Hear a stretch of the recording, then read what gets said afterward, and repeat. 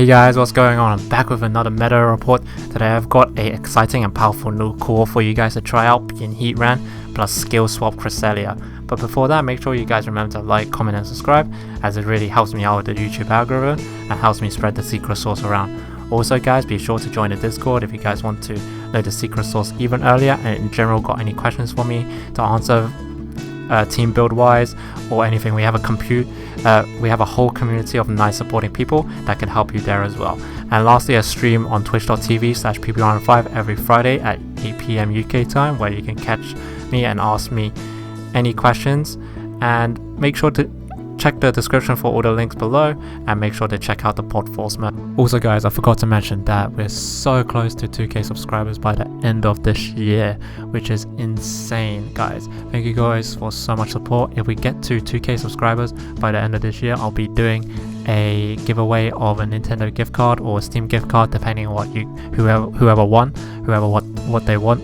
And yeah, well, why not just subscribe? We have 92% people watching our videos that are not subscribed. Just subscribe guys. It doesn't hurt you, it doesn't hurt me. Actually, it kind of helps me. Let's work together to get to the goal and, you know, give back to the community and be able to give out some gift cards. I don't know. Initially there was going to be a video about Heatran, but to be honest with you, Heatran without Cresselia really sucks guys, as it easily dies to Max Quake sometimes, even with Sugar Berry. However, Cresselia protects it with the threats of potentially Levitate ally switch, but in our case Skill Swap, which permanently gives Levitate over to Heatran, nullifying its most potent weakness. This then allows you to boost Heatran already devastating special attack with Helping Hands boost, instead of being forced to ally switch every turn. Heatran itself is justifiable to build around because of its amazing typing Fire Steel and its great base stat and move pool. Its ability to wall and run over teams is second to none. Heatran with the Sugar Berry, you can change this item for a little bit more offensive item depending on your team setup, like Life Orb, or even run a weakness policy on it. Ability Flash Fire, EVs of 156 HP, 252 special attack, and 100 speed to outspeed most Metagrosses. With a modest nature, moveset of Heatwave, Flash Cannon, Earth Power, and Protect. Nothing too special with this set, just your normal moveset for Heatran, utilizing high power moves with dual stab, Fire Steel, and lastly ground coverage for gaining physical and special defenses with Max Steel Spike and Max Quake. This is in my opinion the most optimal way of running Heatran. I've tried running more utility oriented Heatrans with Burning Jealousy and Scorching Sands, but the reduced base power causes you to miss out on so many knockouts that you wouldn't otherwise. It completely needs it, especially for because you're running Sugar Berry in case of any weird calls that your opponent makes. Cresselia is running Cobra Berry or Cassie Berry, mainly Cobra Berry at the moment because Urshifu is so potent, with the ability to Levitate, EVs of 252 HP, 116 defense, and 140 speed. Bold nature with the moveset of Moonblast, Trick Room, Helping Hands, and Skill Swap. Watch out boys, Skill Swap doesn't work on Dynamax targets. I learned this the hard way. But generally it's quite easy to get Skill Swap off because Cresselia is actually quite fast with that base I-85 speed, don't forget guys. Typically you see it on Trick Room, but it's actually quite fast. Accomplished, you can lead Arctozolt or Ninetales and switch in Heatran for the side Skill Swap, and Heatran generally resists the moves that would go into the slot anyway. Moonblast over Psychic or Ice Beam, as it hits everything, drops special attack, and also fairy coverage needed for Urshifus. Also the fact that we don't need ice coverage because we have Ice Core right here, and Moonblast I think is pretty decent as well, and Psychic doesn't hit Urshifu. Helping Hands is insanely potent paired with Heatran, as Heatran actually misses out on a lot of OHKOs without it because of our defensive item choice of Sugar Berry. Lastly, Trick Room is great for this team because of the middling speed of the rest of the team, allows you to counter opposing Tailwinds or Max Airstream leads, or reverse Trick Room for hard Trick Room teams. But generally speaking, speed control doesn't matter for this team as much because of the amazing bulk of these mons. Overall, this new core of Heatran plus Cresselia has been crushing the ladder recently. Try it out yourself, the Ally Switch plus Skill Swap from Cresselia really synergizes well with Heatran's weakness and supports the Mon insanely well. But enough of the info, let's see it in action. Okay, so we have another Sun team. Okay. I know what to do this time. I read up a little bit more on the team during the little break that we had. And basically this is what we do. We lead Tails and Cresselia, Heatran at the back, and then Gastrodon at the back too. This is surefire to work, guys. I hope. Okay, let's see how it plays out. So this is what you're supposed to do, right? So you bait out the Ninetales plus Cresselia lead. You go for the side skill swap, and exactly he goes for this. He goes for Porygon 2 plus Venusaur. This works every single time because he knows that Ninetales is on Sash every single time, right? And there's two players. There's two type of players here. There's the players that leave Porygon 2 and Venusaur in, or there's a player that sends in his Torkoal, right? So this is what you do. You switch out into Heatran. This guy's gonna go for like max whatever into everything other than max Quake into the Ninetales, and then we should be able to get a skill swap out. Okay. If I'm wrong, then I guess I read the situation completely wrong. But you know, Venusaur's always Dynamax these days, man. There's no Venusaurs that don't Dynamax and just sleep powders anymore. So you don't even have to worry about it. You don't even have to worry about it, boys.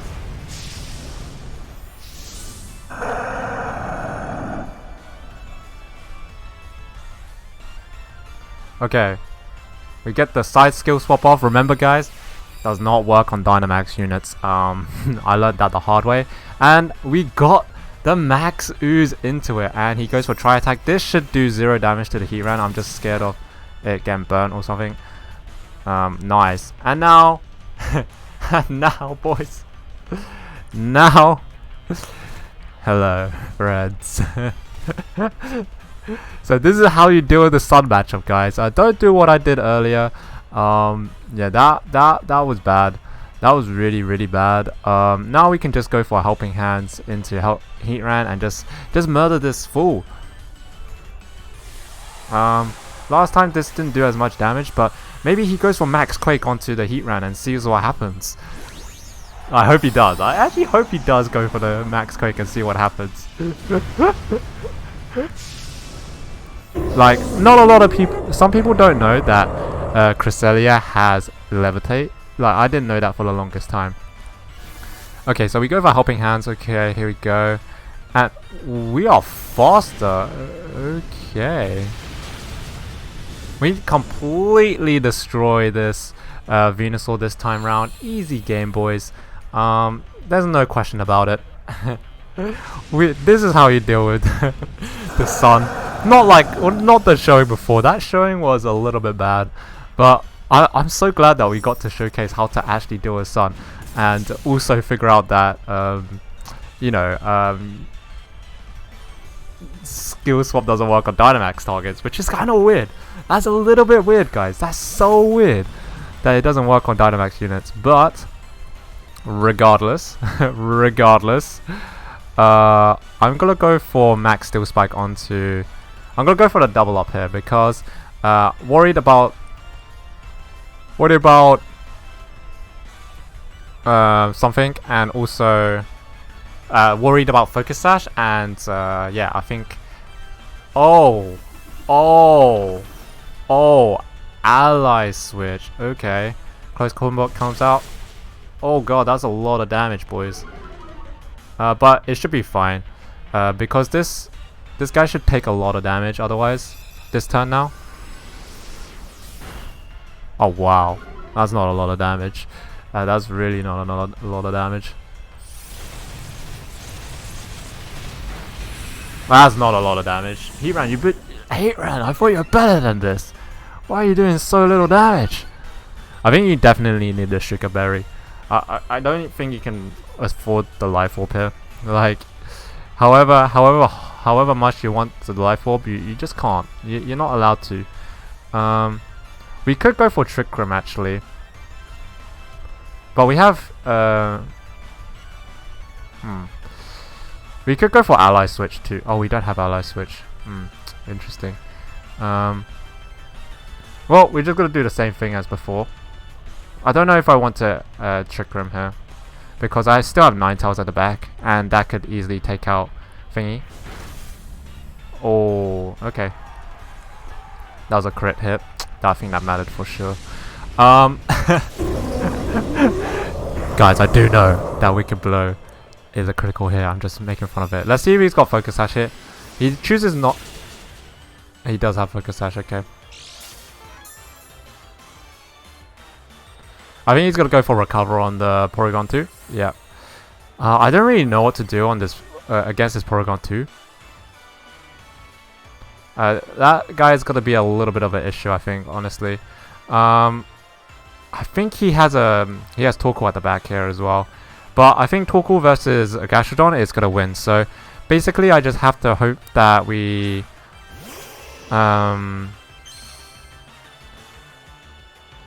do as much damage to this Porygon 2 as humanly possible at this point.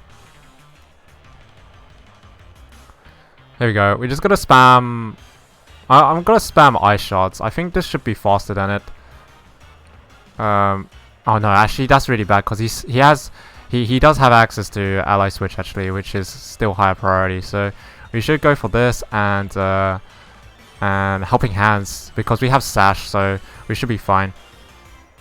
Actually, that is actually bad if he switches in his Torkoal, but he opts to just stay in. So okay, I'll take that. And Blizzard comes through.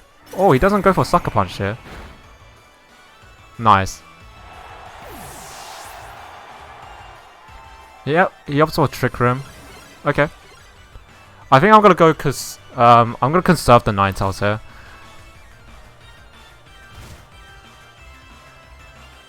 Because Dilgo is definitely at the back here. He's not one of those guys that like to switch in mons, it looks like, as well. He likes to get free switch-ins because he's cool. But I think I need to go out into... I actually have Flash Fire on my Cresselia right now, which is really weird. Really, really weird. For the first turn, let's just Protect it. I think that's fine. And I think Protect is very useful. And let's just start chipping away at not the Porygon 2, but we need to chip away at... I guess we chip away at the Porygon 2 because we can't chip away at anything else really. And we could just waste his recovers early on because I feel like this game is gonna go to like some Omega late game, which I'm not gonna be impressed about. And nice, we got some Flash Fire boosts, so. Oh, he opts to go for that. Okay. Moonblast power. Boom. Wow, it does almost negligible damage. Anyway, we're gonna switch out into Gastrodon. And I think we just Moonblast the Torkoal. I think in the end game, if I have Ninetales versus Porygon 2, I think we should be in a pretty good position. Eruption comes out, of course. Getting more Flash Fire boosts. I think it might be Choice Spect at this point. Oh, that's a lot of damage here. Tri Attack comes through. Okay. Oh, we got burnt. The Tri Attack, we might lose the Tri Attacks here. Tri Attacks is kind of scary. I'm gonna go for Recovers here. I think it's safer for me to go for Recovers. And you know what?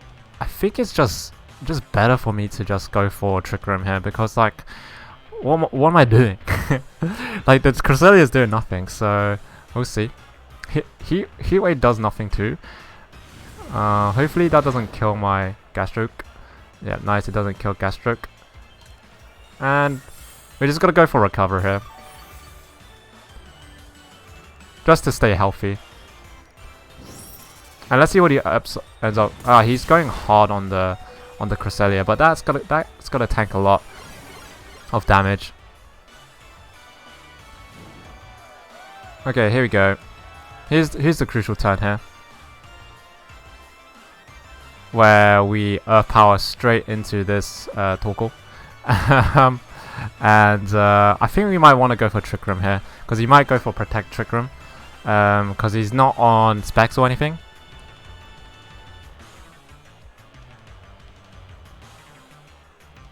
And then as soon as Torkoal dies, we should be in a pretty good position. I mean, I could go for Helping Hands here, but it's not very worth it, I think. Oh, okay. Okay, it dies anyway, so it's fine. He doesn't want to go for a Trick Room. He doesn't even go for Protect either, so this should probably KO, right? Easy. And now we're in the Hell versus Porygon 2, so we can just double up into him and hopefully get some freezes and stuff as well, which will be really good. I think this endgame is pretty much sorted out because it's 2v1 against Porygon 2, but Porygon 2 has some problems with this team. Yeah. Okay. I'm glad that we put ourselves in a relatively good position. I think this is a better one because it lowers special defense, because we're having troubles with him anyway, so we might as well just get a special defense even lower. Like basically this turn he has to click thingy every single turn, otherwise he dies. He goes for Tri Attack. Let's see how much damage this does. Oh. It paralyzes the ground type. That's harsh, man. That's harsh.